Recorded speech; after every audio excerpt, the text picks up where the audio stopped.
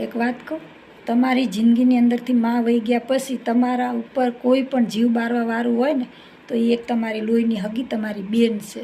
બાકી હારીઓ તો છે ને હાડલા ઓઢવા આવે. જીજાજી ક્યાંક હારી હોટલોમાં જમણવાર રાખે તો જીજાજી કરતી બાજુની ખુરશીમાં ગોઠવાઈ જાય ને એ હારીઓ. બાકી તમે જો બેનને પરણાવી દીધી અને એને પરણાવીને વર્ષો વીતી ગયા એની હારીમાં અને તમારી જોડે થોડી જાજી જમીન છે, મિલકત છે અને તમારે ભાઈએ ભાગલા પાડવા છે અને તમે ખાલી એક બેનને ફોન કરો ને શું કે બેન અમારે ભાઈઓએ ભાગ પાડવાના છે અને તારી સહીની જરૂર છે તો થોડી કાંઈ સહી કરી જાજે ને.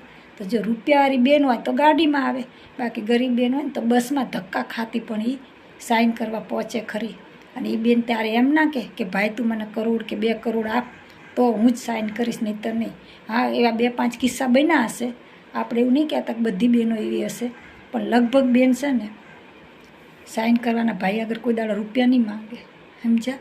અને પાછી સહી કરી અને તમારી આગળ કશું પણ માંગ્યા વગર આશાએ પાછી બસમાં બેસી જશે અને પાછીના ઘરે પહોંચી જશે. શું આવું સમર્પણ, આવું ત્યાગ કરવાવાળી એક બેન જ હોય, બીજું કોઈ ના હોય, સમજ્યા?